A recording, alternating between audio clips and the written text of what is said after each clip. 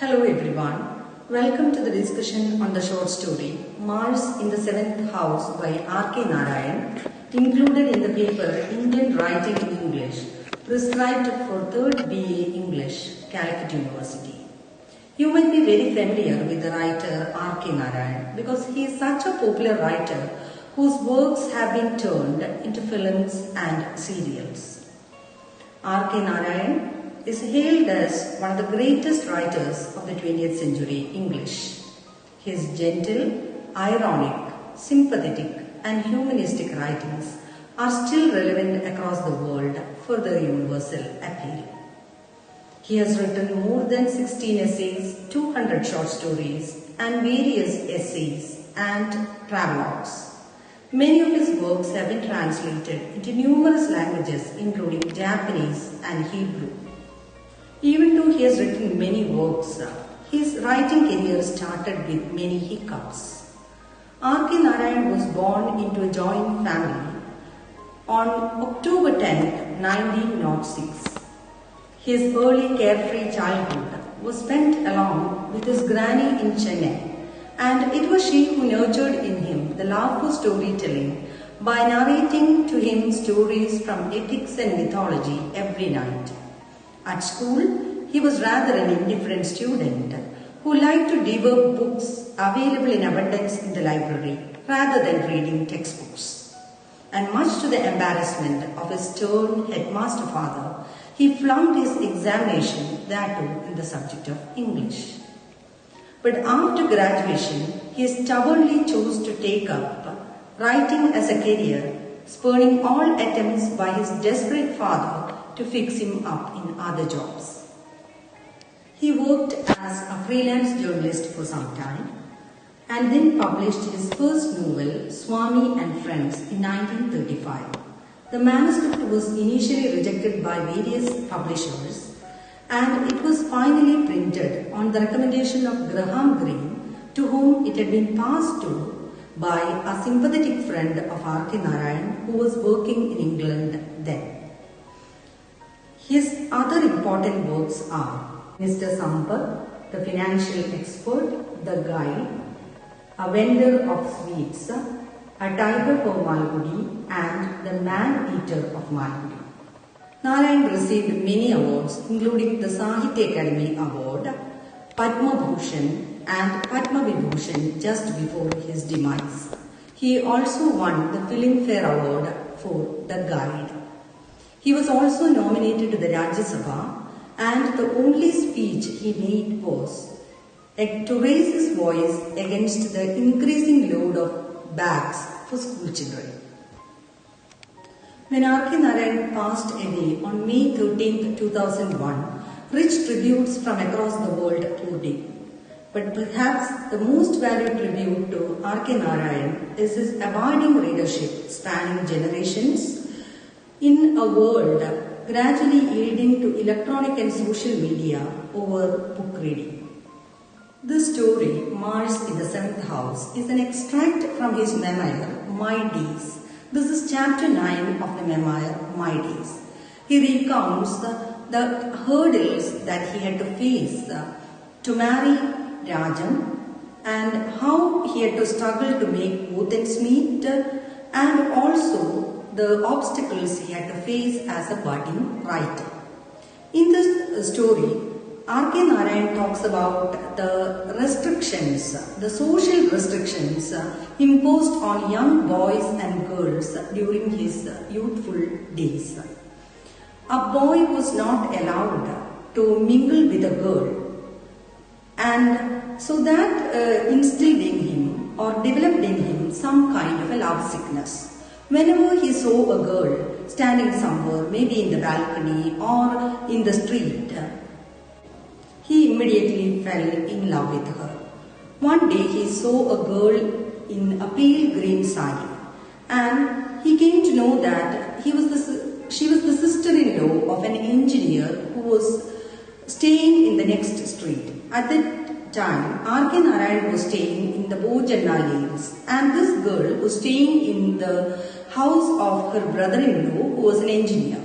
And R K Narayan longed for some engineering business so that he could go to the girl's house and then he would get a chance to meet her and then freely propose to her. And this was the kind of occasions he suddenly lost sight of that girl, but then he noticed another girl. He found another girl standing in the terrace of a home drying her hair. And then within a short time he lost interest in her because he felt that she is a flirt in her own way and she smiled at everyone who passed by. He restored his attention to another girl going to Maharani's college who used to give a smile and pass on. And all these love affairs were one-sided and unspoken because the social restrictions imposed on boys and girls at that time did not allow him to speak his heart to the girls. And this love knows no barriers, age, race or distance. And his most impossible infatuation was for a pen friend in England, and they exchanged letters every week. She sent him a photograph and he kept that photograph in his breast pocket, and he hoped that she would also keep his photo in her pocket. He wrote love letters to her, but she wrote back impersonal letters describing a holiday spent in some place or her new collection of stamps. And even then, R K Narayan had some hope because she did not stop writing letters to him. And he kept all these letters with him, even though it was very impersonal letters that she wrote, until he got married. And when he got married, he threw all these letters over the wall. After all these false starts, the real thing happened. He was a freelance writer and was staying in his sister's house in Chennai. And then he saw a girl fetching water from the street tap, and he immediately fell in love with her. And there was no way to speak out his heart to the girl. And then he decided to befriend her father, who was a headmaster working in a school near his house. So every day after the school hours, Narayan would go to the headmaster's school and they would chat over many subjects which were of interest to both of them. And one day suddenly, when they were talking over some political matters, he openly expressed his desire to marry the headmaster's daughter.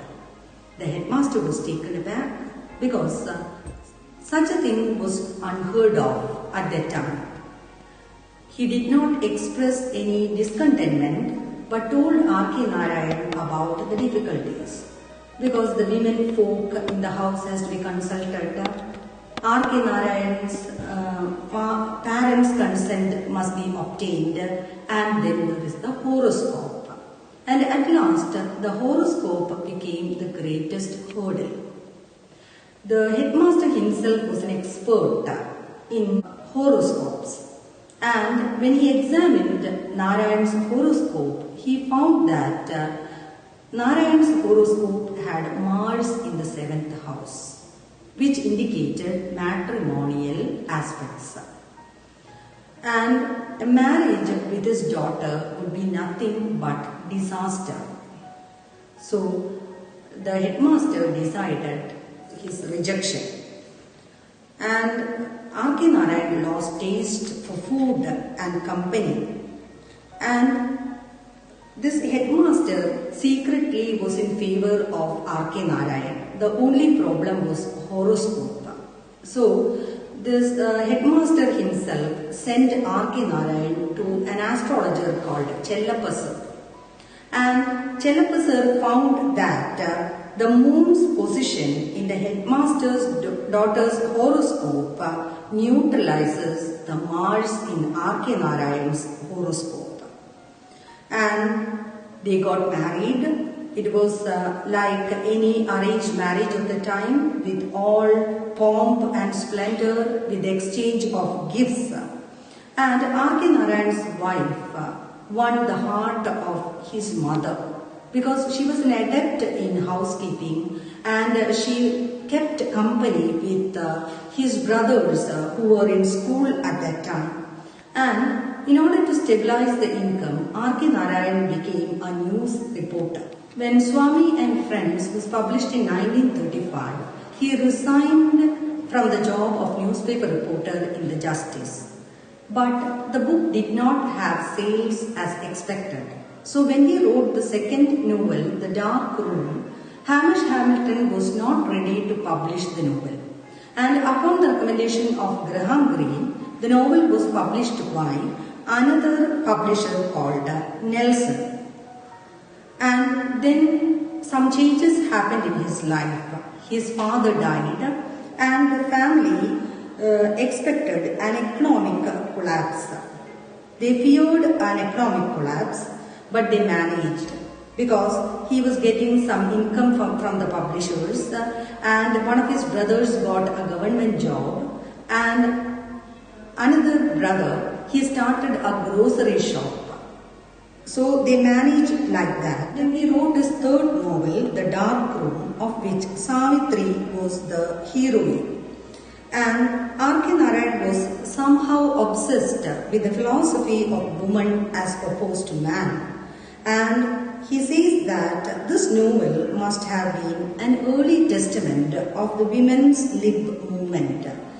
Ours is a patriarchal society, and man always assigned a secondary place to woman and kept her there with such subtlety and cunning that she herself began to lose all notion of her independence, her individuality, status and strength. A wife in an Orthodox family in an Indian society was an ideal victim of such circumstances. So this was the theme that he dealt with in his third novel, The Dark Room. And this was the philosophy that was broadly in the background in the novel.